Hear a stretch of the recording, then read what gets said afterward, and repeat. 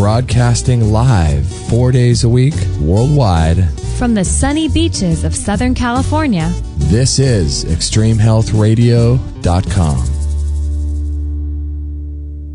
Hey, this is Daniel Vitalis from SirThrival.com, and you're listening to Justin and Kate on Extreme Health Radio. And I'm just here to remind you to rewild yourself.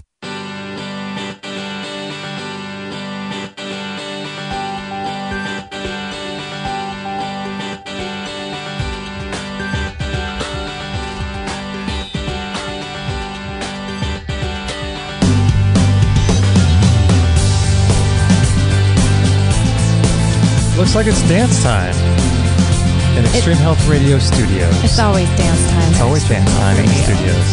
This is going to be a lot of fun. Especially on a Friday night. I know, right? This is a little different setup. We have computers everywhere, lights, videos, everything. This is not our usual. A little different than our normal Friday show. I'll take it. I love it. Really excited. We have Michelle Deberge in studio. Woo-hoo. And we're going to be talking about her website, her project, glutensugardairyfree.com.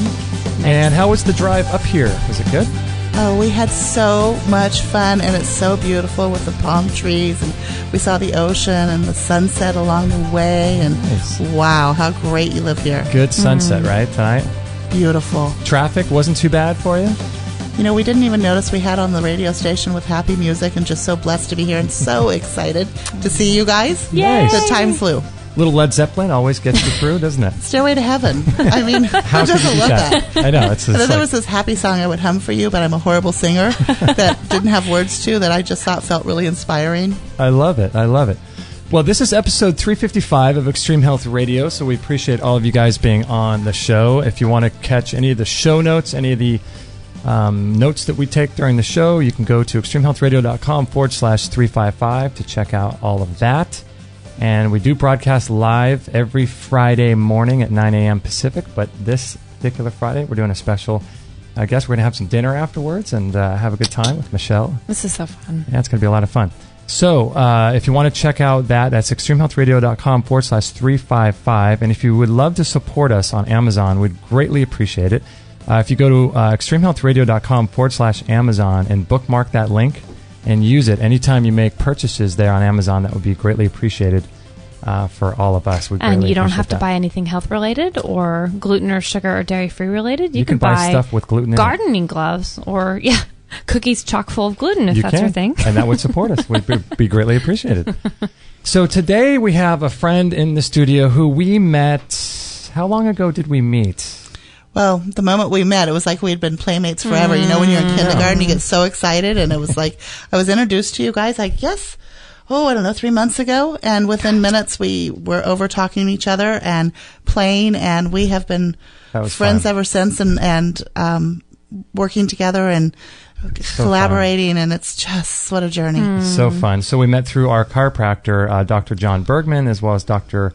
John DeWitt. And the Johns. The Johns, and so you're coming down to see him and doing some stuff with him right now, and so actually, I came down to see the Johns, Dr. John DeWitt and Dr. John Bergman, and I will be teaching on a cruise in a couple weeks in the Caribbean. Ooh. And I was suffering some migraines and body issues, and it became silly not to use your friends that are experts. Yes. So we hopped a plane and came down for that. Along the way, I let you know I was in town. I wanted to play with you guys. And by the way, I know you don't have cameras or smell-o-vision in Radio Land, but I walked into Kate's kitchen and it smelled amazing. Nice. And the colors of what she made were just beautiful.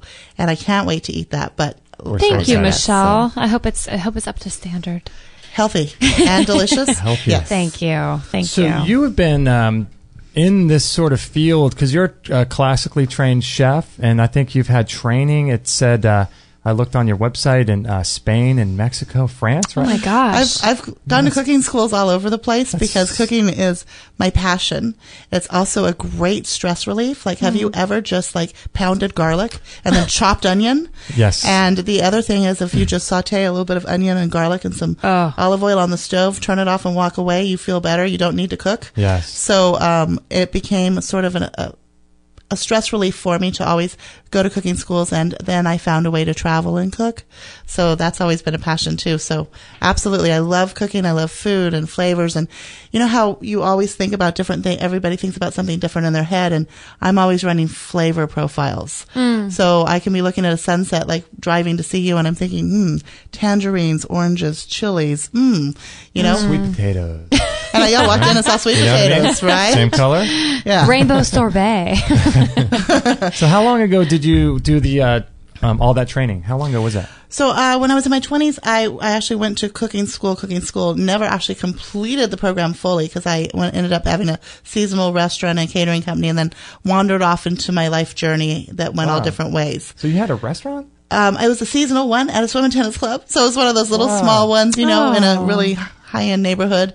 And I got to experiment. And out of that grew a catering company. But that wasn't my life journey at the time. So cooking was just a passion and a way of bringing people together. And for my own happiness, I would go to 3-day cooking schools or, you know, destination cooking schools or study with some of the top chefs. And I remember I was talking to my mother one day, and she said, I heard a rumor they're going to make a television station just about food. And I said, don't tease me. And she said, no. And they did. So then my goal... What year was that? Do you know? God, that was the early 90s, I think. Yeah, it had to have been in the 90s. Because like Emeril Lagasse was one of the first chefs, and actually I've got a picture of him and me on the fridge. I saw that. Yeah. I saw the one on your website. Oh, yeah. Oh, yeah, threw it up. So food is, I grew up in Mexico and Central America and Guatemala. And so when you invite someone to dinner, you actually invite their entire tribe and family. So you may think you're getting 4 people and you may have, 100. Yeah. But food is a way of sharing around the family and taking times and siesta and the main meals in the middle of the day. And in the United States, we're rushing. So for me, it's a way of expressing love. So sometimes, at least in the beginning, before I did a lot of personal growth work, I didn't know how to show someone I cared about them, but I could cook for them. And so one day I was cooking for my friend Jared and Stephanie, and I had made, it was a very simple recipe I'd come up with, had roasted tomatillos and stuff in it, and I was presenting them this, and they said, why don't you write a cookbook? And that began my journey to write cookbooks. And I was just about to publish them when I became gluten, dairy, sugar free. And along the way, had learned how to use words and became a life coach and, learned to say I love you. And just that. Just that. But food originally was my only way of expressing that I cared for you. It was also a de-stressor for me. So if I got stressed out, I would cook. And I had a list on my fridge of people who I could call and say, hey, I made a bunch of food today. You guys want dinner for your family? So that I could cook to my heart's content, and yet being a single person be able to feed other people. So it was my way of connecting when I didn't have the tools. That's so cool. When I was in Brazil, I was there in 2001, I think, and it was so interesting to me because when I was there, the family I was staying with would always do these huge, big, hot meals in the middle of the day for lunch. And it was just so strange because usually lunch here in America is like, it's eat as you eat on the go or go stop somewhere at a fast food and stopping eat as you're driving in the middle of the day. It's so cool, and it's such a different culture. Well, and it is. It's that meal. It's that time. Everything stops, and it's a good 3 hours of the day, and you have the full meal. And then they eat later in the evening. So around 9 or 10, you have a lighter snacks, soup, salad, or whatever, and then the nightlife is late. So then I'd come to the United States and do the rushing thing with the sandwich in the hand and the fast food in the morning and rush.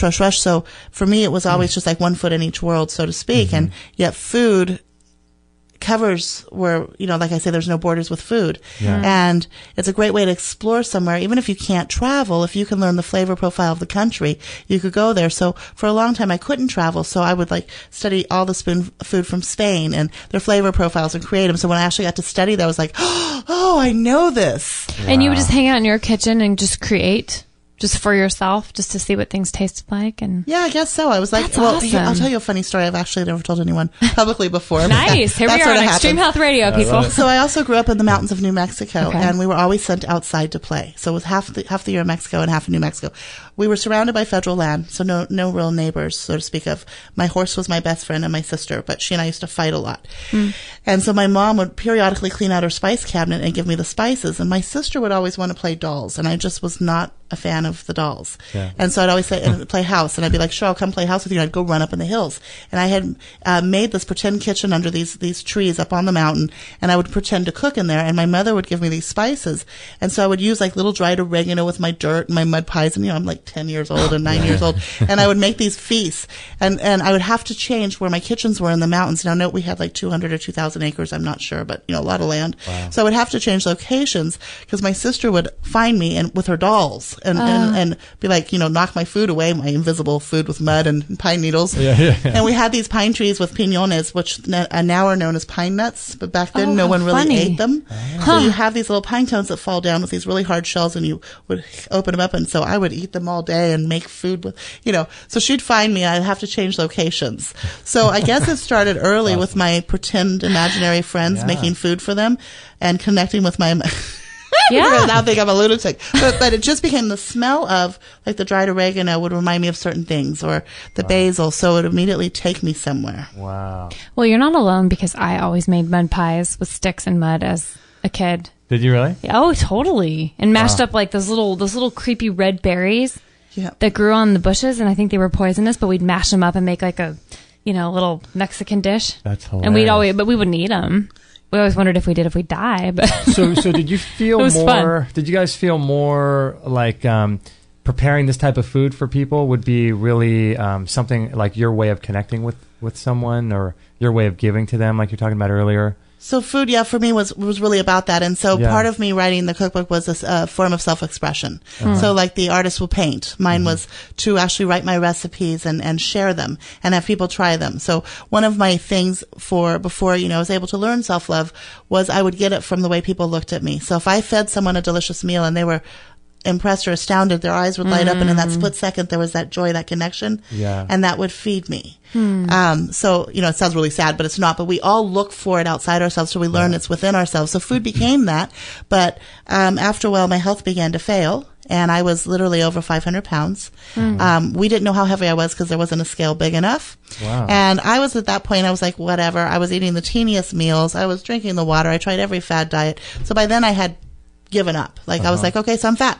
So like I was wearing moo-moos. So I was like this crazy lady here. how old were you? This wasn't that long ago. I have lost over 300 pounds in the last 2.5 years, almost 3 years. Holy. No, I wasn't wearing a moo-moo 3 years ago though, but but I was heavy for a substantial amount of time. Wow. And I was working full time, and I held a prestigious job, and I liked my work and thought I really loved myself, but you could, but the problem was I was actually starving myself skinny because I wasn't eating enough food, so my body was storing the fat, and I had other medical issues going on. Wow. So my doctors here in the United States are HMOs, so all your information's in one computer. So each different doctor treated a different symptom. And each medication caused a different problem, which another doctor would treat with a different medication, which do I need to paint the dots for you? So ultimately got really sick, went to Mexico to see a specialist that I know there who's more holistic, but more what is the problem and solving it. And in the process, he told me I had to become gluten, dairy, sugar-free. Wow. So it's a few years ago. A few years ago. And Wow. I was fine with the idea. Were you? Yeah. Did you think immediately that you were fine, or did you think, what the heck am I going to eat? Well, no, at first I thought, okay, Right? no problem, but Yeah. not the cheese. Not the cheese. 'Cause It's women and cheese, isn't Yeah, it? Women and cheese. right, a piece of I'm with cheese you, is a Michelle. meal, right? Of course. Did you have lunch? Yes, I did. Yes. I ate cheese. I ate cheese. I had a piece of cheese and that half a grapey thing. Yeah. That's And hilarious. so then I would try to convince him every time he came over, because he'd come over every night after he did his rounds around midnight.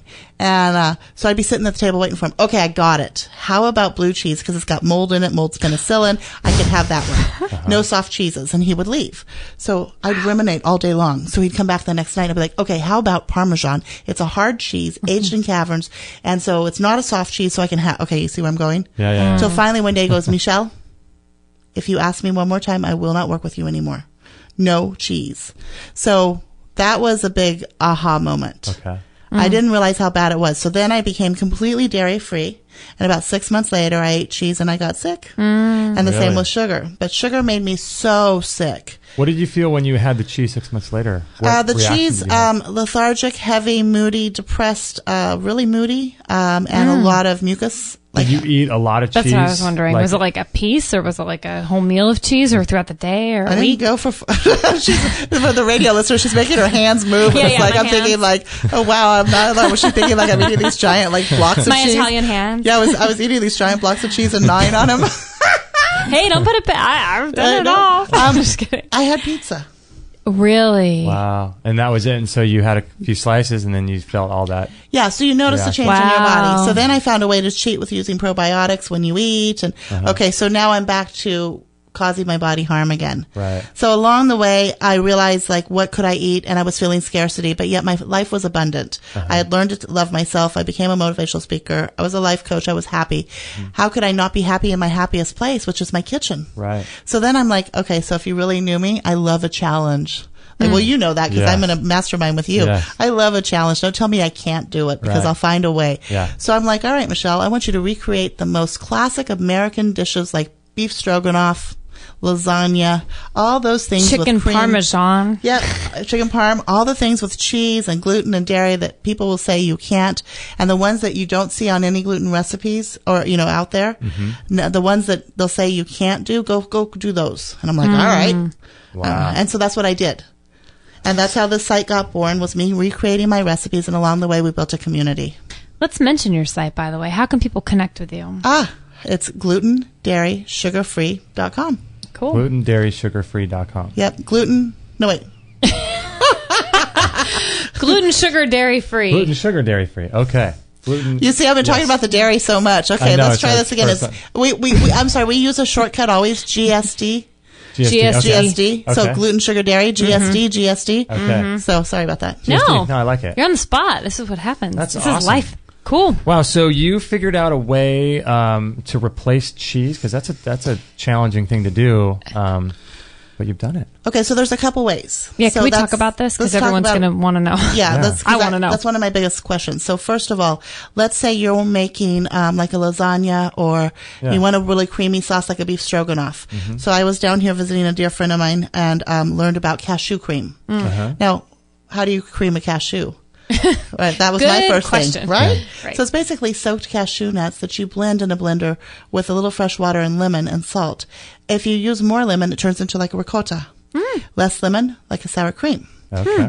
But the interesting piece is when you cook with cheese in an oven, the fats fall apart. And like with a lasagna, you got the oils on top. Yeah. When you cook with a cashew cream, it thickens naturally. So you could put a tablespoon of cashew cream with a little marinara sauce on top of a piece of chicken and bake it, and think that you're eating the most richest thing possible. Now, I'm not saying cashew cream by the gallon is healthy. It's a nut.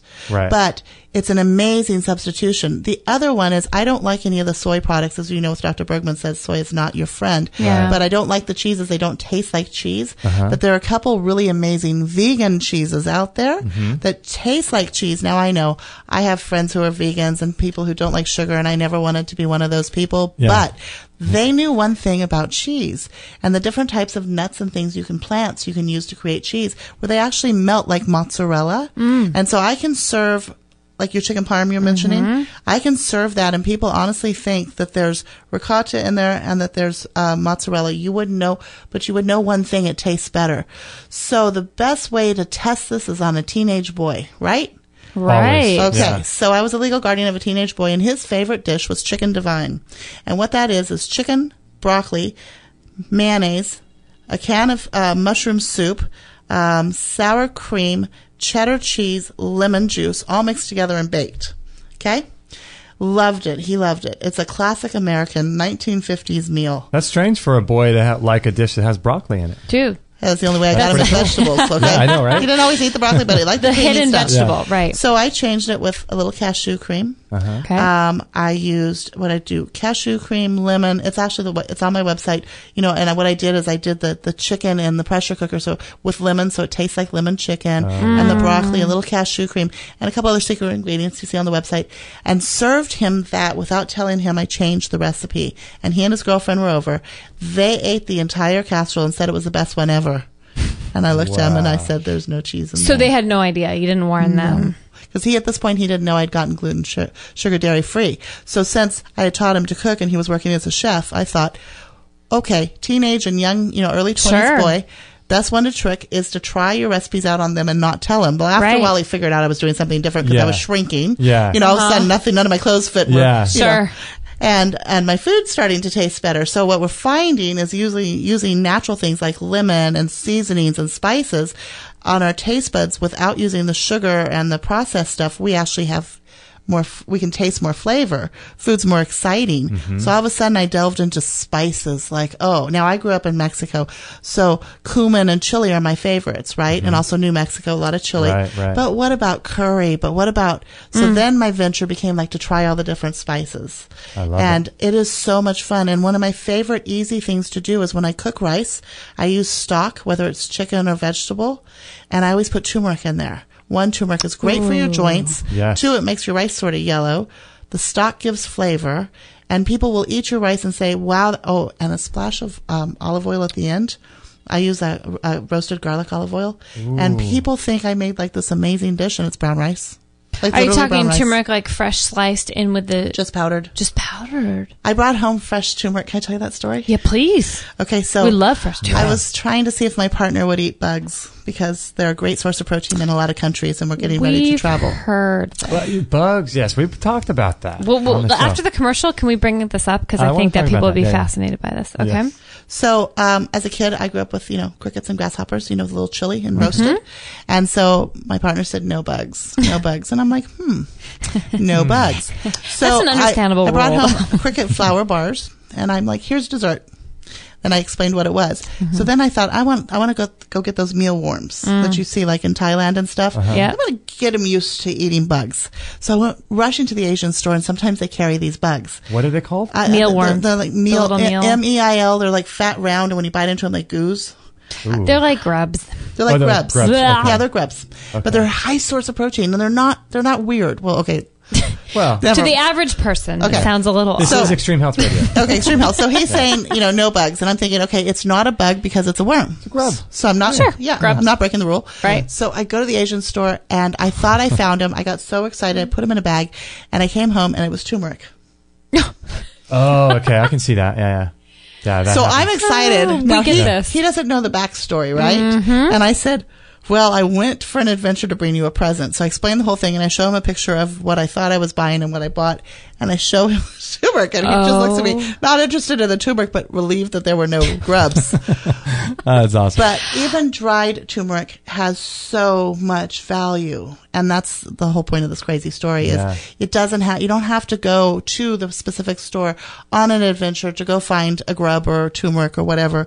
But even the dried turmeric, just start to think Incorporate outside the it in. box. We've been juicing it lately and putting in spices on our food. It's amazing. It's kind of a new spice in our land here. Yeah. It's so great for anti-cancer and anti-inflammatory. and all It that. does it's like the super root or, you know, If there's one spice that you couldn't live without, would turmeric be it? no, cumin. No, cumin. Oh, really? What's the properties of cumin that are so Cumin is, magical? well, it's just my flavor profile. It's an Indian spice, isn't it? It's used in Indian food. It's also used in Latin food. So for Oh, me, I really? grew up with cumin. Yeah. And it's also a New Mexican. And so for me, cumin is familiar. It's earthy. It's warm. I can put it in chili. I can put it on chicken. I can do it in a roast.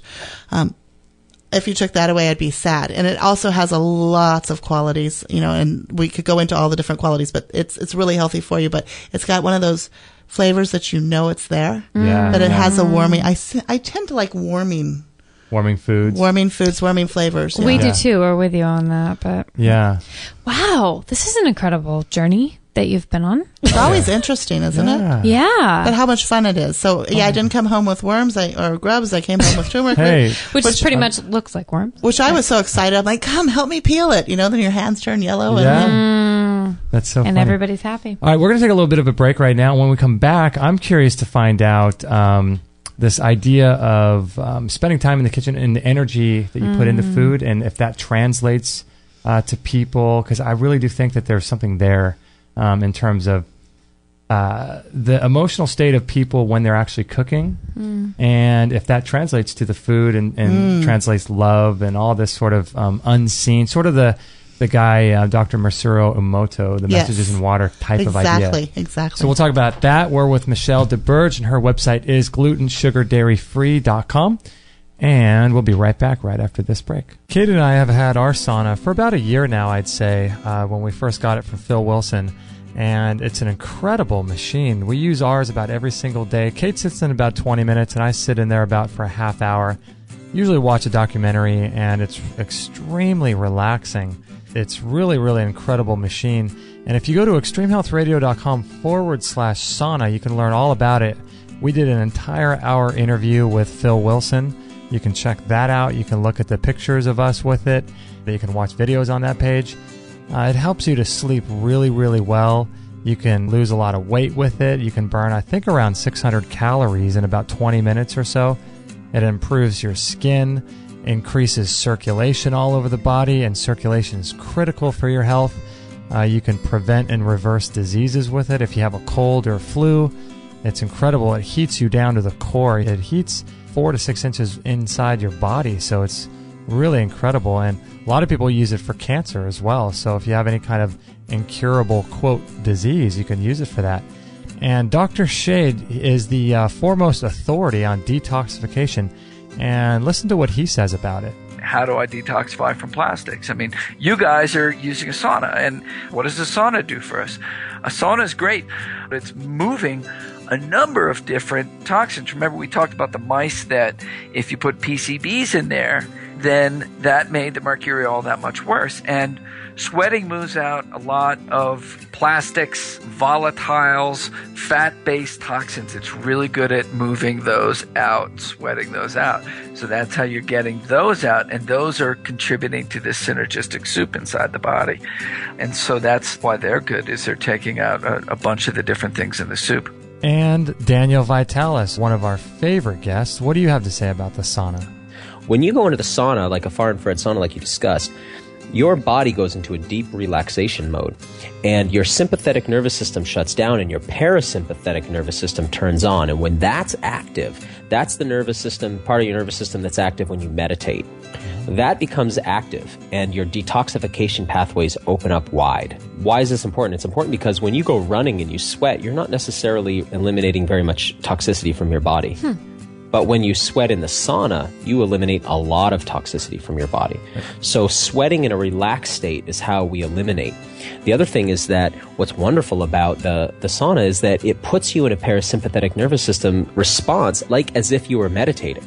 So it's almost a hack. It's like a trick to get yourself into a meditative, relaxed state, to decompress stress, to reverse the effects of stress, and to get your body eliminating deep, deep toxicity that's stored in your body fat because it can come out in the oils of your skin. So I think, sauna is one of the most crucial detoxification, really health practices that we could take on, especially in this era of heavy toxicity, particularly fat-soluble toxins. This sauna is really, really great. They offer payment plans because if you buy it through PayPal, it's 100% secure. You don't even need a PayPal account. I think you could do a payment plan through PayPal.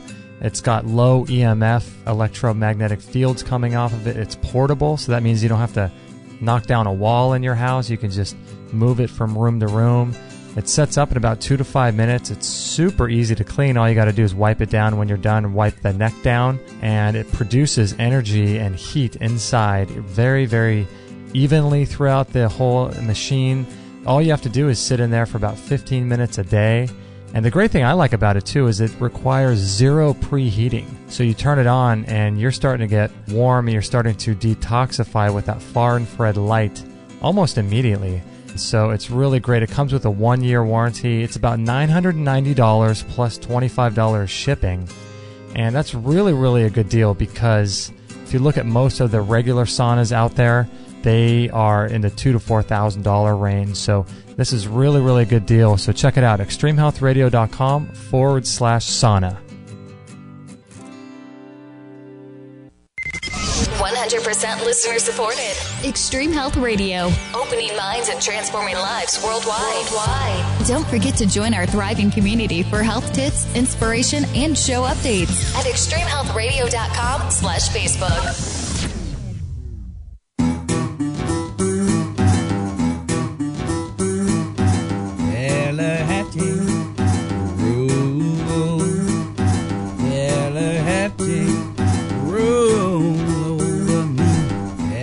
This is a little bit strange, Kate, because normally we're used to doing a live show, aren't we? A little different. Yeah. But I love different, it. and we've only probably done 3 shows at night in the whole 2.5 years. That's right. This is fun. This is a lot of fun. I love this. I know. And we very know excited. we end up with a good meal afterwards. I know. I'm looking forward to eating. Hopefully, although I'm a little nervous. I hope Michelle likes it. I know, right? Now I'm on the spot. So this is episode 355. So if you want to check out any of the show notes or the links that we talk about, that's extremehealthradio.com/355.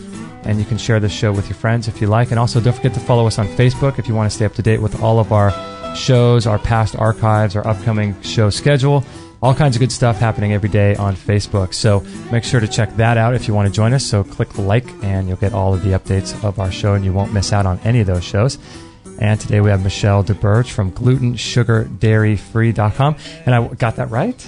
Wow. GSD, I like that. And I wanted to ask you just a little bit about that whole idea of the energy and the intention and putting love, because everyone knows that mom's home cooked meals always taste the best, even if it's the same meal that you get from a fast food restaurant. Like if you go somewhere and get the same exact meal, somehow, some way, it tastes better if your mom does it or your wife or someone does it. And I think there's a lot of I think we need to get back to that as a culture. I think it's a big deal, don't you? Now we're talking my language. Absolutely. I really believe in intention setting. I really believe in being mindful of what you're doing. We're so busy rushing. And now I know it's still a practice. That's why I call it the practice. I mean, for example, the other day I was having a really, let's say, rough day. I had put a little too much on my schedule. I was stressed. I wasn't happy. I am in a practice where I'm trying not to blame or any of that. First of all, you can't try. You either do or don't. Right. And I was grumpy and I was angry and I was putting together this dinner and I looked at it and I'm like, we're going out to dinner tonight. I am not serving that because I was frustrated and I was angry when I made it. Working. And so I put it in the fridge and the next morning I went and just added love to it. I tweaked the spices and the ingredients and we had it for a late breakfast and it was delicious. But I really believe that there's a lot to be said. We've seen those experiments where they write on the water, horrible words or great words and the molecules actually change. Well, imagine if you're in the kitchen and you're making a meal for your loved one and you're thinking, gosh, I hate you. Why don't you do what I want you to do? And I'm so angry at you. And then you go, hi, honey, here's your meal to help you live and be healthy. Yeah. It doesn't work. It does not work. Doesn't translate. How is that possible? Sure, yes, it's still carrots and celery and onion or whatever you're making. Something's different though. But it's not. You've created something in the process and you've actually changed it. You can feel, for example, today we were sitting out in the sun working on our computers before we drove down. And all of a sudden, without even looking up, I could feel anger and resentment and rage at the next table. And I looked up and there was a couple and their voices were not raised. And you could see he was not happy with her and he was letting her know it. And her head was down and you could see she was trembling and crying. And you could feel the energy. So would you want me to put that in your food? I know. And what makes me think about too is anytime you go and eat fast food somewhere, you have no idea. I mean, these meals, if you want to call them that, are prepared for or prepared by people that are underpaid. They're having a horrible day. Their lives aren't what they want them to be, and a lot of times they're angry. You have no idea the energy that they're using to put in the food. And this stuff, I think, is somehow, I don't know how, but it's somehow getting into. Well, and they're slapping in a microwave, hitting a button. It's not like there's any intention in the food besides the way that they're probably showing up to work with their emotional state. Well, food in its purest form. One of my favorite meals was in Spain. I went and stayed at the house of the chef. And so I'm sitting out in her back patio, and it was her grandfather's house. This old house made of rock, and you walk in, and it's got this old bar with dusty bottles without labels. And she said, anything you want to drink, but you don't know what's what.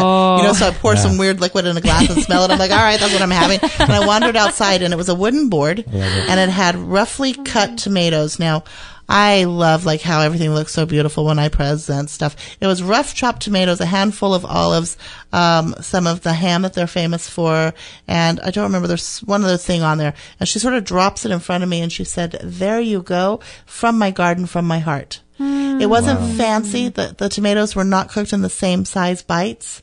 The ham was just literally put there, but she had presented it and done it with love, and it was one of my favorite meals I'll never forget. Wow. And it was done with the thought of, you're my guest and I want to honor you. So Kate, as you were saying, you made me dinner.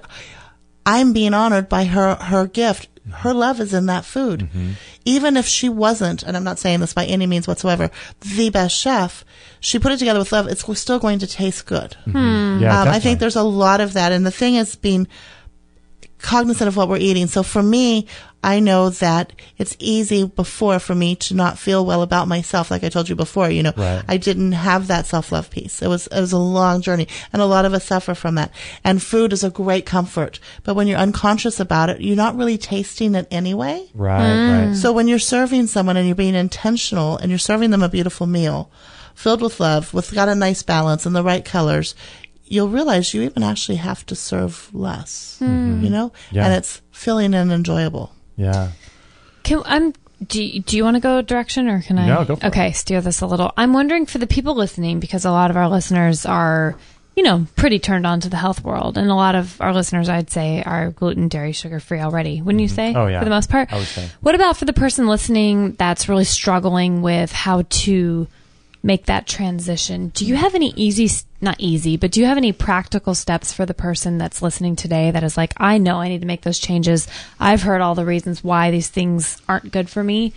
How do you do it without crashing and burning and just binging on stuff the next day? And what did it look like for you, or do you have any sort of practical tips for people? There's 2 tips. Okay. So we'll start with the first one. The first most practical one is with any goal that you set yourself, break it into small bits. The first 2 pieces, make sure they're attainable. You'll hit your mark. And the reason being is when you do the first one, even if it's a teeny tiny goal, celebrate it as though you've done your whole goal. So now you're getting used to celebrating. You're building the momentum. The second one you've also set as attainable, but you're stretching a little bit. And you celebrate that one. So now you've got your energy. Now you're setting the precedence for the next pieces. And so each step celebrate. But don't try and change your entire diet. Right. So let's say you want to start juicing. Great idea. I juice almost every day. Yeah. I did not start with every day. I started juicing on Mondays. Nice. Yeah, you heard me right. Mondays. Then I added Fridays. Yeah. I love You it. see what I'm saying? Yeah. And I celebrated every way until it became second nature. So with anything practicality, and this is not just in becoming dairy, gluten, sugar free, but anything that you want to succeed at in life, make your goal big, but make the steps practical and make the first 2 steps achievable. That's because huge. what's the worst thing you can do is be discouraged by yourself, because it's hard to pick yourself up when you've discouraged yourself. Right. So that's the first one. Second one is find a buddy, find a community, find a place, find people like-minded. So I started this journey feeling very alone, very isolated, very challenged, very scarcity-minded, until I challenged myself. And then along the way, I started meeting like-minded people. And now I've got this amazing community of people that have some of the same belief systems as I do. Right. So, is that just as important? Like, can people find that online just as much as they can in real life? Absolutely. Wow. I just developed one online. Okay. Jointhekitchentable.com. And that's, I developed it because it didn't exist. So one of my passions, and I am one of these crazy passionate people, is even in my personal growth healing as well as my physical healing, I've been creating what I couldn't find. And it doesn't mean that there weren't good things out there, but I couldn't find what I needed. So I hired a nutritionist, and she was very skinny, and she had all the right answers, and it was very like eat 3 of these and 4 of these. And it was challenging, and like after a week, I was just bored and discouraged, and I felt bad about myself. I hired a personal trainer that worked me so hard that I couldn't lift my arms the next day. So that's not going to help. Yeah. But if you do one thing at a time, you find a like-minded community that supports you, and you do it in a natural, healthy way that we're meant to do. Like a baby doesn't learn to walk the first time they stand up. Right. Why would we expect to learn to change our diet the first day of the new year? Yeah, it's a challenging thing. Changing people's diets. I mean, for me, I worked out for a long time, and I knew that for many, many years of working out, that I needed to change my diet. But it was easier for me to go to the gym 3 or 4 days a week than it was for me to change my diet. Isn't that funny? You know what I mean? I could go to the gym and push myself and lift a lot of weight, but to change my diet, that was such a challenging thing. A lot of people Well, resonate listen to with your that. language right there. Change my diet. Well, I don't want to do that either. That sounds like, I'm That sounds exhausted. horrible. Yeah. Sounds Right. horrible. Yeah. But you know what I'm going to do? Right. Is with every 3 days a week when I make dinner, I'm going to start with a green salad. I'm going to start there. So I'm going to add salad 3 times a week. Or am I going to change my diet? Which one do you want to join me on? Right. Yeah, the adding of the food Right. is way easier. So it's about the mindset languaging too. is- So I right. get a lot of people go, well, I can't eat anything. Well, what do I eat? Well, also the other thing is, okay, first of all, the snack machine, that's not real food. And the pictures on TV of what breakfast and lunch is doesn't exist. Yeah. It doesn't come in a box. So you think outside. I remember asking one of my dearest friends, what do you eat for breakfast? And he goes, well, every morning I have a big salad, I said, salad? And he goes, yeah, a big green salad and some hummus and some apples. And I said, okay, you're just a weirdo. This was years ago. And I'm like, nobody would do that. Right. Yeah. Yep. One of my favorite things. I've got some tuna fish in the fridge and an apple or some hummus, or, I always have a bowl of hard-boiled eggs. Yeah. Start my day with lemon and water. That was a practice. Yeah. Lemon yeah. and water. That was one of my first steps, was lemon and water. And how until- easy is that? Well, I mean, it wasn't. It's discipline, but anybody can get lemon and water. Anybody can It's get the doing it. But then I would leave the glass, the lemon, the cutting board, and the squeezer, and I'd look at it and go, ugh, Oh, interesting. too So much it's still trouble. a discipline. It's like I'll just pull my hair in a ponytail today. Ugh. Yeah. We can make excuses not to do it, or we could celebrate it. So when I did Yeah. do the lemon and water all day, I'd be like, I drank my lemon and water. Yeah. I drank my lemon and water. Yeah. It is. It's little victories though that you feel like it's a real secret. Justin and I have been talking. We've been talking so much lately about the whole Building momentum and things. exactly. Yeah. I feel like Yeah. that's just It's a big deal because I think that when people get first starting out like this, it's sort of like that book, I know you've read this, 4 Agreements by Domino Ruiz. yeah. And one of the agreements, I think, is to, what was it, to believe or to be true to your word, I think it was. Yeah. And so when you make these lofty goals, sometimes people will make lofty goals and they'll do so almost as a way of self-sabotage because they know they won't hit those goals. And so they want to, I don't know what is this weird psychology of people, but if you make goals that are really small and really achievable, that you actually can do, and you set out to do those goals and you actually accomplish them, it gives you some sort of motivation to say, hey, what next goal can I do? And so you start realizing it. When I say things, I mean them and they happen. And I think it's a big motivating factor for people. Well, I've said this, a lot of times in a lot of interviews in the past before I started the gluten, dairy, sugar-free, the gluten, sugar, dairy-free site was, I didn't know it could be this great. I didn't know my life could be this good because I didn't have a concept that could exist. So then I would say, okay, I want to change. Like my mentor asked me years ago when I started my life over, what do you want to see more in your life? And I said, I want more love, connection, laughter, and adventure. And she said, what does that look like? And I said, I don't know, but that's what I want. And I went out to create it. And then I got it. And then I'm like, ooh. Well, I didn't know I could get this. Okay, so then I want this. And then I got that. I'm like, ooh. And that's how the journey is every step. And like this gluten, sugar, dairy free was a way for me to rewrite my recipes. I didn't know I was starting a community, but I knew that I wanted to rewrite my cookbook one recipe at a time. So I have a newsletter that goes out every Wednesday morning like clockwork, and I require myself to have 3 new recipes a week in there. Now, is my cookbook going to be done in 4 weeks? No.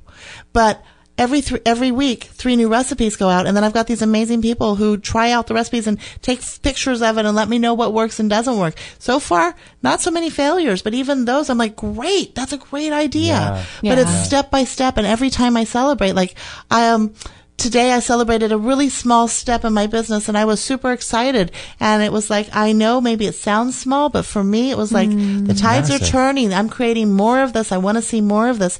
It's the same with your diet. It's the same with everything. And I wanted more friends like me. So I needed more friends who understood. Well, for years it was I needed to love myself, so I needed to have more friends who understood personal growth and who'd be willing to teach me and hold me when I cried and push me to be better. Because I needed to learn how to push myself. And then it was about food. And then it was like I needed more people who understood the health. The doctors like Dr. Bergman. I don't want to learn everything about everything, but I want to surround myself with people where we can share. Like Justin and I wanted a mastermind for years, and I interviewed in so many. And then I sat down one day and I thought, I know some of the most incredible people. What if I asked some of the most incredible people I know to join me for 1 year to work together every week together and share? And the fear in me was like, they would never do it. You know that voice that tells you? It's the same one that says, no, you can't change your diet. And I'm like, I'm going to ask because this is what I want. And every single one said yes. And every Tuesday, we're on the call together. And I know we're in this journey together. It's the same thing with goals. It's setting the intentions, but who says it? Jim Roach. You are the sum of the top 5 people you hang out with. Yeah. So if I'm hanging out with people who aren't motivated, who are like, come on, Michelle, it's not that big of a deal to go through McDonald's. Come on, Michelle, you don't need to get dressed and take a shower. Let's all be smelly people, whatever it is. Yeah. I'm using that as an exaggeration. Yeah. Because those little things where you say, oh, never mind, pretty soon add up. It's like, okay, one of my least things I don't like to do is laundry. I will make every excuse to not do laundry, but I want to wear clean clothes. So how do I make it so that I can do laundry? Right. So how do I make it so I eat healthy? How do I make it so that I stay motivated? Mm-hmm. Not by setting lofty goals. And I need to celebrate the little ones. So sometimes people who don't understand my mindset will be like, you're celebrating what? I remember one day I was like, I'm celebrating I lost 1 pound. It was a pant size. Nice. And everybody said, so what's the big deal? How much weight did you lose? And I said, I don't know. I was walking through my living room, my pants fell off. And so then I'm like, yeah, I'm going to be like the new pant lady. And so then it became like, I work without pants, but I do really wear pants. But I was celebrating the fact that I had lost enough weight that when I was walking from my home office to the kitchen, that my pants literally fell off. That's so how much weight had I lost to that? I didn't care. My pants fell off. We know it's cool. Oh, go ahead. Well, I was going to say, I attest to that because I feel like in our culture, we don't celebrate enough. And I've done hair for 16 years. I'm on my way out. I'm in transition, as everyone that listens to the show probably knows. It's a very scary thing, but at the same time, I've been saying goodbye to people for the last round of hair that I will ever do for them. And as they go out the door, most people, they tell you something that you never know that you made an impact in their life. And a few people this week have said to me, it makes me laugh and cry, but they say, you've always made hair some sort of a celebration. And they laugh because it's like, I came in 3 days before Easter and you said, let's make you have Easter hair. And then it was like, it's summer hair. It's time for highlights. It's fall hair. It's time to put, and they laugh because I name it all these certain quote hairs and stuff. And I'd always make up a reason to celebrate for the hair. And, I didn't realize I did that, but I had a few people say that to me this week. And I thought, maybe it's just the celebration in me that I know is in there that never gets to come out because we don't celebrate the everyday. And I'd make up an excuse to celebrate with these people. Right. We could do a whole show on rituals. Right. I mean, about how the birth of a child, right? The death of an ancestor, the first steps of a toddler, a young woman going into womanhood, a woman leaving that area of her life. All these things used to be celebrated, and in fact now they're not. But creating our own, and I tell people who come study with me or learn from me is please use your own language in my words. So don't be offended by the words that I use because I try to use a general language so you can understand. Right. So if you want to use God, Jesus, whatever you want to use, but the universe is powerful, and who we step into it, and we need to celebrate the fact that as far as I know, we have one life. Now, if we have more and reincarnation really is so boy hot dog, I'll be ready for the next one. But right now I'm going to make this the best I can. And in order to do that, that means the little changes, the little celebrations, I'm going to make it a little bit better. And let me tell you, I wake up every morning and I lay in my bed. First thing I do is I am grateful that. I am grateful that. And part of it is I've got these divots in my belly that are so unattractive. I had one lady come up to me and say, you're a health coach, you're fat. And I said, I never called myself a health coach, and yep, still losing weight, but I'm healthier than I was yesterday and the day before. Exactly. Right? And so part of me was like, my tummy is really, I'm really embarrassed by it. And so I wake up every day and say thank you, or thank you arms so I can hold somebody, or thank you legs for letting me walk. And then I'm thankful for the people in my life, and I'll look at, my partner and be like, I'm just so grateful that every day we get to have an amazing journey, or I'm so grateful to be here. Yeah. And so what we put in our bodies, I had a bad day. I told you the other day. So I went for some body work because my body hurt too. And I'm really not having a good day and I'm not being positive. And this woman goes, do you know Buddha says to take things in moderation? Now, she doesn't know what my religion is, doesn't matter. Yeah. Take things in moderation. And she said, and to treat the body as a temple. And I said, I'm so freaking tired of this. I'm going to stick forks in my eyes. This is my new saying. Yeah. I don't know why I have the saying. You got to be real sometimes. I say pins in my eyes. Okay. So we are sisters from another mister. There we go. And she said, but isn't your job to be of service? Isn't that why you were born? Now, I've never met this woman. Wow. I can't see her. I'm face down on a massage table. Oh, wow. And I started crying. And I said, oh my God, I'm so angry because I have migraines right now, and I'm so angry that my body hurts. Instead of celebrating that my body's getting better, and my body carries my soul, and if my body isn't healthy to carry my soul, then how can I be of service in my circle of my life, of what I believe to be true, whether it is or not? It is my belief system. It works for me. If that's all true and that's true, then I need to take care of me. And I need to make it attainable goals. Hence, we jumped a plane. I'm here to get some help from my body that hurts and have a chat with you and eat your food and celebrate. Yeah. Sorry, I get all excited. No, amen. We're going to take a little break right now. This is extremehealthradio.com/355 if you guys want to check out the show notes of this show. And if you want to check out Michelle's website, it is glutensugardairyfree.com. And the other one is called, what's the other one? The one that you just launched today? Jointhekitchentable.com. That's such a good name. I'll wait till you find out why my kitchen table's a great place to be. Ooh. Oh, I want to check that out. Okay, so jointhekitchentable.com, and we'll be right back right after this break.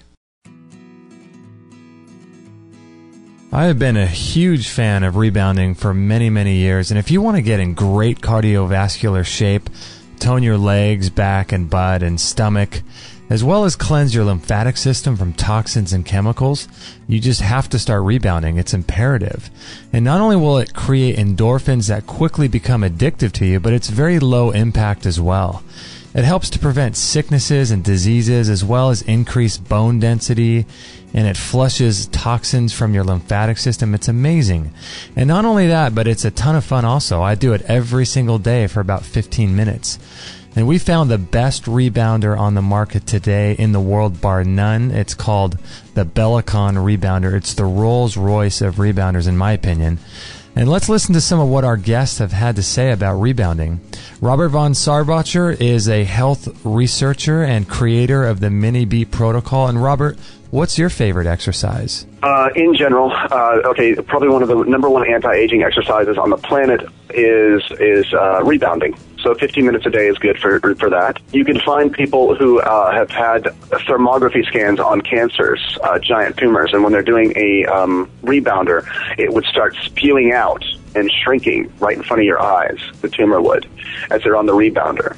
So it's really good for that sort of thing. It's also very good for exercising internal organs. It's the only internal organ exerciser that I know of known to man. Dr. Lindsay Duncan is the CEO and founder of Genesis Today. And what's the best way that you think of to stimulate the lymphatic system of the body? Rebounding is incredible because it's good for the lymphatic system, and there's more lymph fluid in the body than there is blood. And the quickest way and the most effective way to get the lymphatic system flowing is through rebounding itself.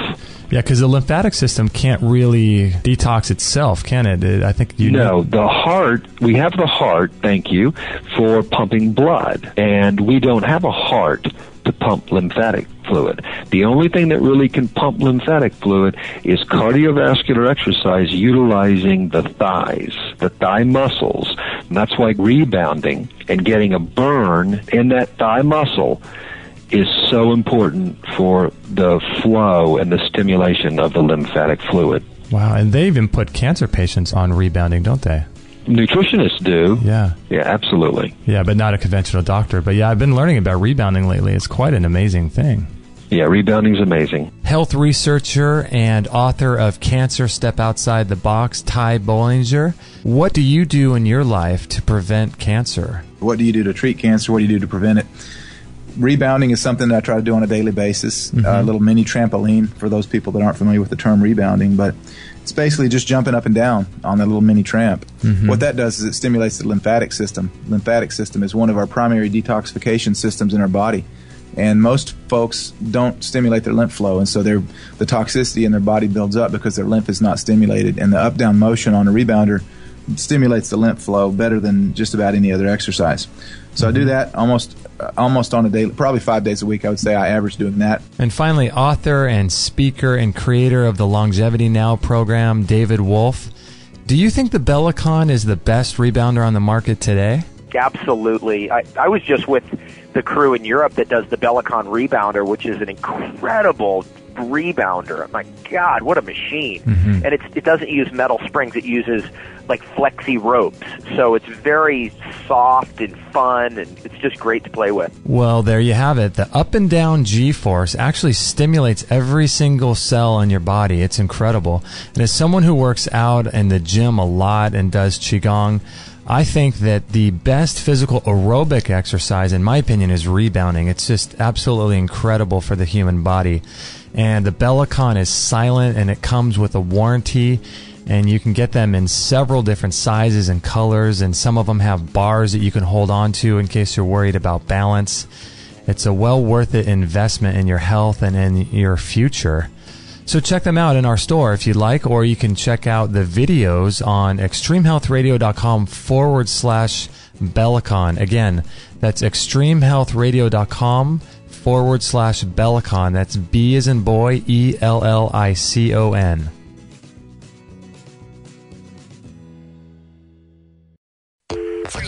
All free shows, all the time, on Extreme Health Radio.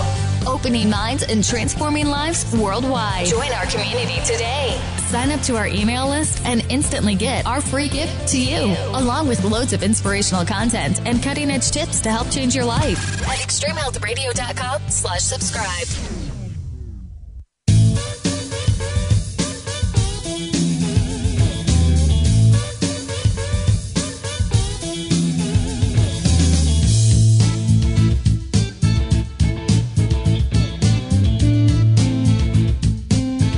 All right, we're having a great time here with Michelle Deberge from glutensugardairyfree.com, and join the what is it? I'm sorry. JoinTheKitchenTable.com. Join the I'm having a brain dump like you did with Gluten Sugar Dairy Free earlier. Her own site. That's awesome. I love it. I'm smelling good food coming in. We're starting to get hypnotized here by the food. If you guys would like to join our newsletter list, I would highly encourage you guys to do that. We have lots of great stuff coming out for you on our newsletter. If you do that on a weekly basis, every Wednesday we send out a newsletter for you. And there's a great inspirational tips that I share with you right upon signing up. So make sure to do that. extremehealthradio.com/subscribe. And you can join the community there of all the other thousands of people that have done so. And today we're with Michelle Deberge. And before the break, it was pretty fun because we're talking about motivation and things like that. And one of the cool things that is a part of our website and how we are sort of doing things is using food as a tool for personal development, because it's I know this is a world that you're very familiar with as a life coach and everything, and food is a great way to get there, and it's a discipline that you do every day, and you have to eat every day, and you have to if you want to change your life, food is a great tool to do that. And one of the cool things is sort of getting the momentum going, like we were talking about, is when you start eating some of these recipes and the things that you're doing with food, you have more energy, and you have more, somehow your mind becomes more clear, and you start gaining a little bit more momentum that way. And so it's a pretty cool thing. Food is really important, and one of my favorite conversations I had with you right when I was starting the mastermind, and what a mastermind is, for those of you that knows, you work together for a year and you're committed to each other's vision and helping and supporting and educating each other and pushing each other further. So I'd come up with this idea of this giant kitchen table with people around the world sitting in my kitchen, right? Just an imaginary table that just grows and grows and grows with these benches. And I'm talking to Justin on the phone, and I said, I'm so excited about it. I have goosebumps just talking about it. And I said, it's crazy. I know I'm a life coach and a motivational speaker, but I'm the chef, and it's like my worlds are colliding. And you said, Michelle, it is. It's mind, body, spirit, because if you're missing one, how can any of the others work? And I remember we talked for about an hour, and I was like, it's so true. It's mind, body, spirit, health. It's all of it. Because if I'm not taking care of myself spiritually, I'm not present in my life. If I'm not taking care of my body physically, well, I'm not doing well in the other parts. And it's mind, body, spirit, and it's just about all of those. So I'm so with you on that. Yeah, it's the biggest tool. I was just talking off the air with you. It's the biggest tool for me that has completely changed my life in terms of setting those little tiny goals. For me, what I did was I started doing a juice, and I did a little bit more aggressively than you did, because you did a juice once a week. But my goal was to not let a day go by where I didn't do like a green juice. And so I did that for 30 days, and it completely changes you when you start putting intention into how you're living and what you're eating. And I focus on, it was, for me, it was subtraction by addition, sort of like what you were just talking about. Right. And eventually your stomach is only so big and you can only hold so much food. And if you keep adding these amazing foods in that you do every day, you're not going to have room for everything. Right. And so that's a big thing. You crave less of the crap. C-R-A-P. Are we allowed to say that? We just did. Well, it's true. And right now I'm getting a lot of my members saying things like, oh, I'm going to go study with so-and-so as well as do your stuff because we're doing 30 intense days. And I'm like, that's great. But my biggest challenge is for the new year, because right now the show is being taped right after the first of the year. And for 1 month, everybody's like, yay, I'm going to change my life. I'm going to have the perfect relationship, the perfect body, the perfect job, and be healthy. That's great. But then what happens the rest of the year? Right. And I'm so glad that everybody's out there doing a 30-day challenge for January. And that's great. But halfway through, we know it's going to be challenging. So instead, to ask yourself, what's one new thing that I can do that'll help me? For example, I remember one of my new things was every night before bed, I drank some coconut water. I know it boy, my brain stopped working. The most hydrating. It's so hydrating for you. It's got all of the things in it you need. Yeah. And I found that drinking one coconut water every evening before bed changed my life tremendously. Then I added a second thing. Yeah. But it's like, great, go do 30-day challenges. That's lovely. But we're talking about the rest of your life. Right. Yeah. So what if you could add one thing and it becomes a habit? So I teach this thing. Do you mind if I teach you something really fast? Yeah. Okay, take your hands and put them out and clasp them. Okay. Okay, so Kate, what thumb is on top? My left. And just... All right. You're right. Now I want you to flip them and flip the fingers too. So opposite of what it was, and everybody listening do that. Does it feel weird? Yep. A little odd? Foreign. Yep. Okay, now you think I'm weird having you do it. I'm not. This is about habits. Okay. When you were a baby in your mother's stomach, the first time you ever clasped your hands is the way you naturally do it. And then you did it again and again. And what you did is you created something called a neural pathway in your brain, which is a big fancy word for basically a habit. A habit. And so when you change a habit, it's the opposite way. It's a little uncomfortable. It feels a little queasy. But if you were to clasp your hands like this every day, the opposite way, pretty soon that would be natural. The other way would be unnatural. So if you're going to really get healthy and change your life, whether it's spiritually, emotionally, or physically, or any way that you want to make a change, start with one thing and turn it into a habit. Until you nail that, I highly suggest you don't do anything else. Because it's sort of like the person who tries to do 20 things at once. That's great. They have a lot of starts, but not a lot of finishes. So choose one thing, nail it, make it a habit, because then you're not thinking about it. I stopped thinking about coconut water. I just knew every time I headed towards that end of the house, I had coconut water in my hand. I know every morning I hit my fridge, certain things, my green juice bag goes on there. Yeah. I know those are all so habit now that it's not a problem. Yeah. But it was difficult to ingrain it in the beginning. Yeah. So one thing, make it a habit, then move on to the next. And in the end, you're going to have some great habits. Am I still learning? Absolutely. Yeah. There's so much to learn. So if I was to try and do everything at once, I would be completely overwhelmed. I would be back in bed with the covers over my head eating bonbons. Yeah. And the other thing too, I think is important that people know is like you just talked about. I don't know what it is. Something in our culture or Western culture. I don't know what it is, but we have this sort of fascination with these 21-day challenges or 30-day challenges. And for me, when I changed my diet, I was 27, and before that, I mean, I was fit and I looked healthy and all this stuff. But at 27, I realized I needed to change my diet, and so I had no other motivation other than that I wanted to be healthy and not just look healthy. But doing something like this, it's sort of for me, when I started to change my diet, I realized, this is a lifelong journey. It's not going to be a 30-day thing, or it's not going to be a 7-day thing. This is something that, in order to change 27 years of eating processed junk foods, it might take me, I was willing to say it's okay if it took me 27 more years. To say, hey, to get all that out of my body and to create new habits, I'm okay with being 5 or 10 years. That's okay, because it took me that long to damage my body. And so I think taking the snail's approach and the tortoise's approach, slow and steady wins the race. And I think that's really awesome. And the program and the community that you've created of people that are doing the same thing and enjoying the food they eat at the same time. Well, not only that, I love that you're talking about the 27 years and stuff, but we're learning something new every day. Mm-hmm. Scientists are learning things. Things are changing. How seeds are made, what our dirt's made up, where we get our water. I'm not going to go into any of the stuff. I'm not political. I don't want to cover that stuff. But what I'm saying is we're learning lots of things. Yeah. We're constantly learning and evolving as human beings. Mm-hmm. So what I knew 3 years ago is so much more today because I've learned more. Also, I can hear it. Right. So you can't hear things you're not ready to hear. But second, scientists are discovering new things, or we're going back to ways of being. So all of this thing is evolving. So what if we came together like you and I do once a week and said, hey, what's going on for you this week? Where are your challenges? What can we do? What questions do you have? Let me find that expert. I'm not going to have the answers, but I can bring that person or find that person, or someone's going to know them. Yeah. I asked you a question. You found me some. I mean, that's how community works. Yeah. And so that's where change really happens, is if you're able to, I call it dropping the water line, being vulnerable. I'm stuck here. I cannot see beyond a sandwich. I don't see what lunch is beyond a sandwich, and I drive, and that's the only time I eat. I get this question a lot. Yeah. So I can't see beyond that. Okay, great.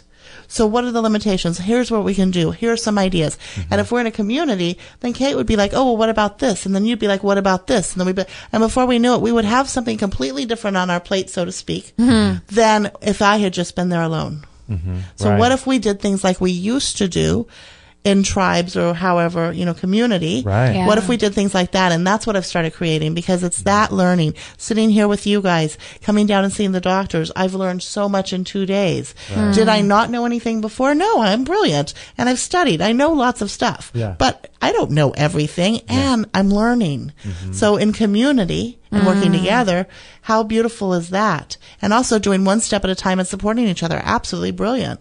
And it's cool, too, because I think that as more and more people, I think in our culture, more and more people are going to be having damaged guts. And unfortunately. Intestines. Kate and I are coming out of that and working through our digestion things. And as more and more people have these sort of digestive issues, they're going to be eating a more restrictive, what they would consider to be a restrictive diet. So how cool is it that, they don't have to look at themselves as the weird person anymore. I mean, they may be weird amongst their group of friends, or they may think they're weird, but it's cool to know that there's a community around that you could join a site like yours, or and find a community of like-minded people that are also cooking and doing and living like this. They're in good company cool. these days. I had no idea what I was stumbling into, and let me just be transparent. Is like I said, I was rewriting my recipes.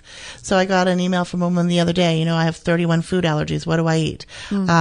I had a woman who typed and said, I'm living on coffee and salads, help me. And I said, are you on Skype? And I jumped on Skype. Turned out she was in the UK, suffering from a brain tumor. Her husband was trying to feed the 2 small kids. I said, what did you used to eat? And she said, well, I drank vodka, birthday cake, and spaghetti bolognese. I said, okay, well, let's brainstorm. Within minutes, discovered she had a garden in her backyard, a half-acre garden, didn't know what to do with the vegetables, and it wasn't in her normal diet. So we started small. Let's make it doable. Do you know what spaghetti squash looks like? Do you have that? Okay, great. Right. So I want you to prepare it this way. Make your pasta bolognese sauce and put it on that. Take a picture, feed your kids, and tell me how it works. Yeah. Boom. It worked. Step pretty soon she started doing it. Yeah. So another woman called and said, look, I sit at my desk all day. I know I drink 2 liters of Pepsi. Don't tell me I'm going to change that because I don't want to. And I need to get healthy and lose weight. How can you help me? So within a matter of time, I discovered she doesn't want to cook. But I teach how to do your food for a week ahead of time, so you can do quick 15-minute dinners, because a lot of people are busy. Sure. Healthy, gluten, dairy, sugar-free with lots of flavor, whatever flavors. I want Mexican tonight, and how to put it together. And I said, so could you do this? And I said, now wait a minute. You're not going to cook this, are you? The 2-hour prep, are you? She said, no. I said, great. Do you know someone who cooks? She's like, my friend owns a restaurant. Great. Could you hire one of the chefs to follow my stuff for the 2-hour prep for the week? Yeah. And then you throw it together? Yeah. So if you know you're not going to do something, don't set yourself up for it. Right. Find a way around it. Yeah. So I realized that all these people are isolated in their worlds, wherever it is, your office, your home, thinking, oh, I can't do it on my own. It's too much, or I don't want to do it.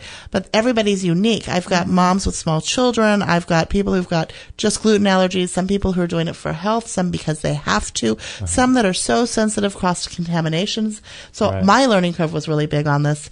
So I ended up, really embracing my community members on Facebook and learning more about what their needs were. What do you need? What would help you? And out of that grew, what I imagine is my giant kitchen table that everybody gets to come around. And not only am I bringing in experts to teach them the questions that they have the answers to. For example, in a couple of weeks, we're doing a class on, wow, my brain just stopped working, but on a certain disease that a lot of people claim to have. And I asked Dr. Bergman, like, is this a major one? And he said, yes, would you come talk to my group? A lot of my members suffer from this. And so he's going to talk about that. I don't know that. Or, a lot of my members are like, I don't know how to cook now because I am not allowed to use cheese or gluten. And I'm like, well, no problem. This is how we can do it. So all of a sudden, I just imagined, like I told you at the beginning of the show, when I served my two friends that casserole, and they said, why don't you write a cookbook? Yeah. What if I did that and brought you to my table, and we got the solutions to your problems, and if I can't solve it, what if one of my friends could? Sure. And what if my friend couldn't, but my friend knew a friend? Right. And what if that friend knew another friend? What do I have then? Yeah. And the kitchen table grows and grows and grows. That's really cool. I love it. Even in our mastermind, you were talking about, I think, doing the water in the morning thing. And you were talking about how you like to put the water, I think, by your bed at night. And then when you get up, you can do the lemon water right in the morning. And so it's kind of like a little hack. And I like what you were just saying there because, with people, certain people, if they don't cook, do they have a friend? And that friend just happens to have a friend who's a chef. I mean, that's amazing. Right? So it's almost like living, it's like, people like, I read this book a long time ago, Rich Dad, Poor Dad. I'm sure you know about Robert Kiyosaki. And he would always talk about, get rid of the words, I can't afford. And he would always say, how can I afford? And so it's like something like with what you're doing with your website is saying, how can I make this happen? What resources do I have? How can I make this happen? And start to get creative. Well, starting to get creative, and also, so I started doing a lot of classes and free classes on like gluten, dairy, sugar-free, made easy. Yeah. Because it doesn't have to be scarcity, and we do a lot of those. But also, part of my passion is I want people who want support to get help. And I know this is sort of crazy, but I was talking to a friend. I said, okay, let's say you save $100 and you get to go see the doctor. And you start to tell the doctor what's wrong with you, but the doctor interrupts you and treats you for the first symptom that you brought him. And not everything, never found out the problem. Your $100 is gone and you weren't hurt and you walked home and went, ugh, and nothing better. What if you spent $19.95 a month and you had a round table you came to that you could take classes, learn from experts, and have your questions answered live, every week? Whatever they are. So today we spent time answering questions. I answer questions every day. So what if I had a situation like that? So then I had to partner up with people because I don't know techie stuff.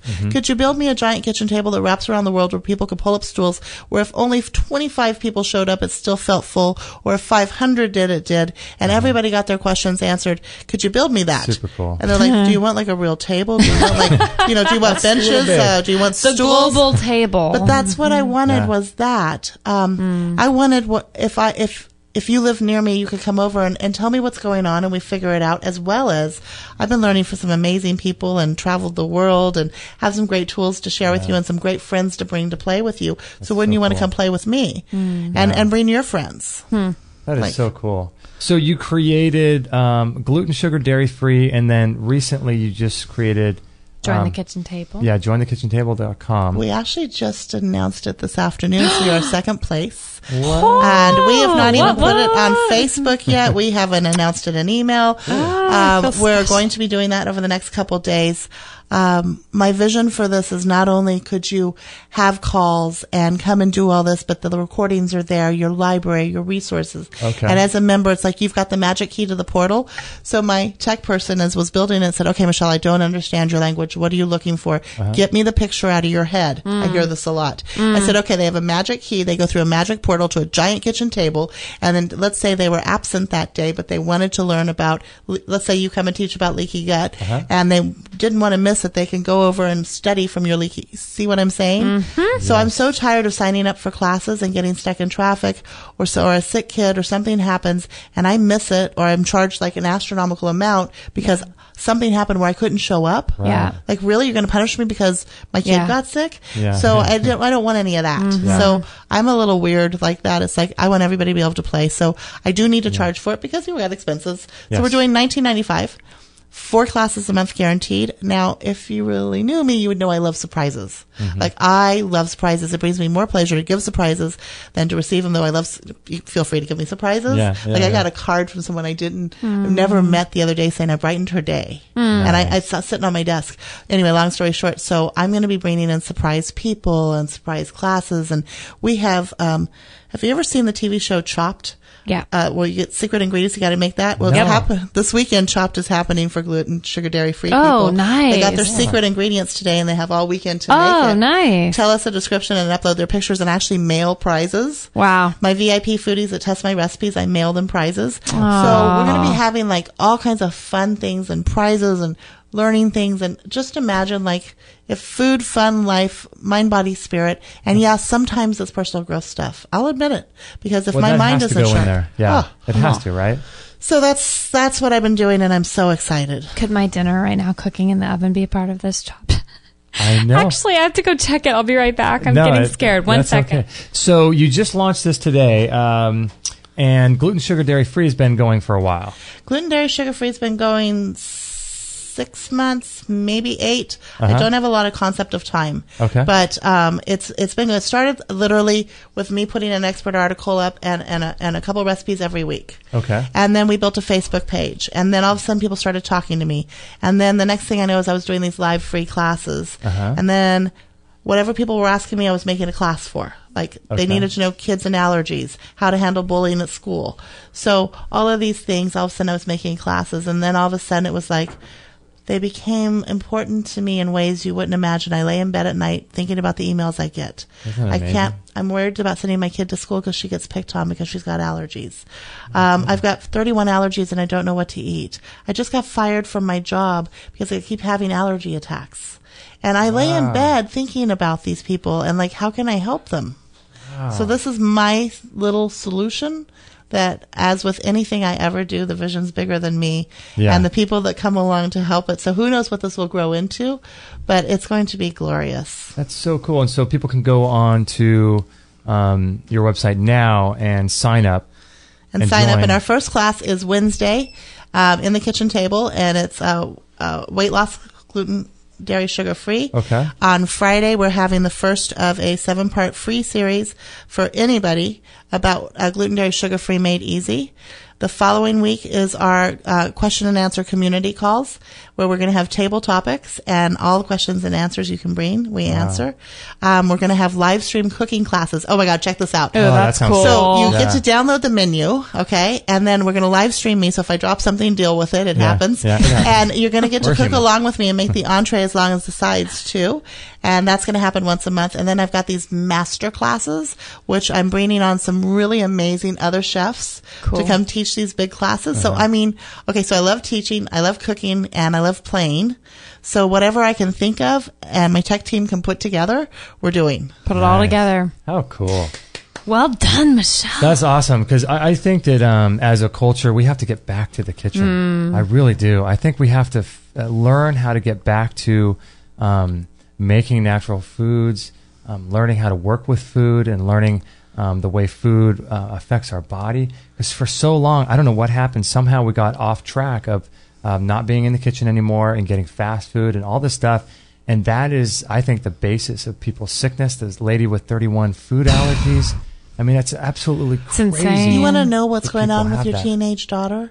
Then bring her into the kitchen and chop with her. Don't ask her questions. Yeah, do something Start with her, telling her about why the food, what the recipe is, what you're making. Talk about the food, and pretty soon you're going to find out that her best friend made her mad, pulled her hair, whatever it was, because you connect around food, and you're teaching her something.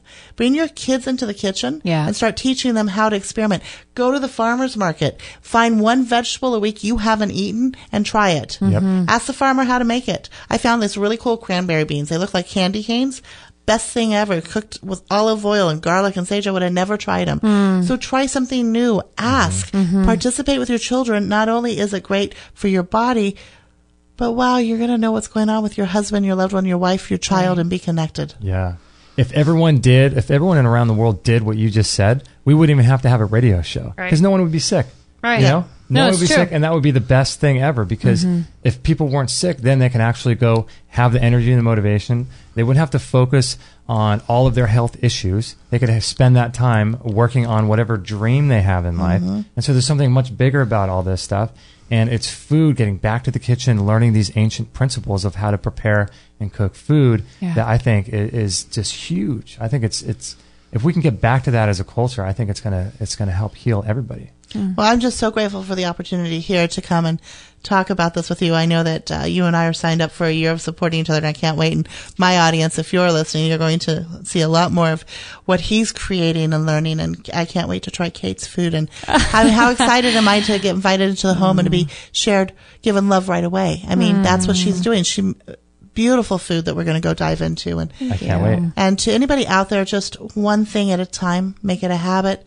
Try one new vegetable a week. If that's too hard, try one a month. Right. Try it. And if you don't like it, so what? What's the harm? Right. Yeah, right. You tried it. So what would you suggest someone do if they're listening now? Which website would you suggest them to go to? Is there a mailing list that you want to get, send them some good information to start out and sort of learn about it? Absolutely. If you go to glutensugardairyfree.com and sign up for our newsletter, it goes out every Wednesday. It has new recipes and expert articles. It also tells you what's going on. Right now, if you go to Join the Kitchen Table, you'll find out about this community. We'll be publicizing it pretty soon as we progress down the road the next couple days. Okay. Those are the two places, but there's so many recipes on there. There's expert articles. If you are new to it, go click the article on what is gluten. You would be surprised. For first of all, if you're buying dried herbs, most of them have gluten because they use wheat flour on top of them to dry them. But you didn't know that. Yep. Yep, Oh, didn't know yeah. that. Of all the people we've talked to, we've never heard that. I never heard that Really? before. So they've got So go check out the site. There's Your site's beautiful, tons by of the way. information.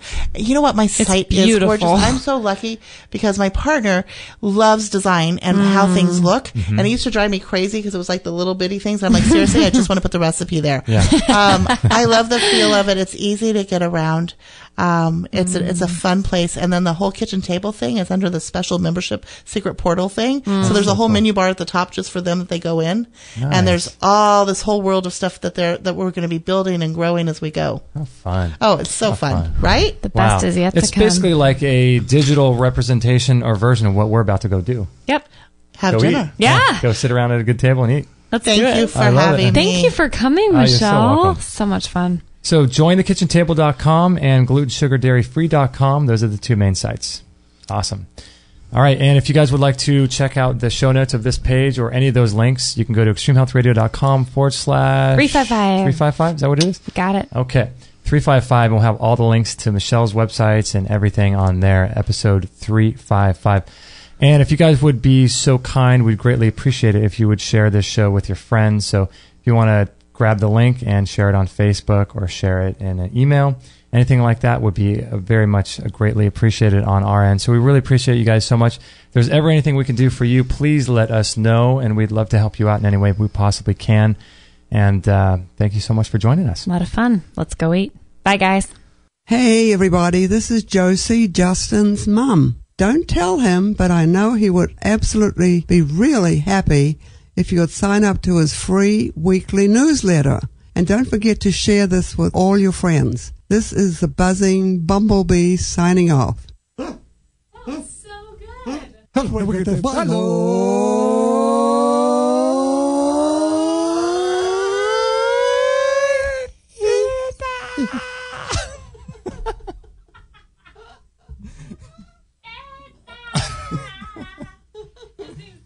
Oh, my gosh. Thank you for listening to this episode. It's time to go for now, but our mission does not end with this show. Justin and Kate will be back with another interview packed full of ideas, discoveries, and unique ways to regain your health. Head on over to extremehealthradio.com/subscribe and instantly download our free gift too that contains cutting-edge strategies to start making healthy lifestyle changes today. No material on this blog is intended to suggest that you should not seek professional medical care. Always work with qualified medical professionals.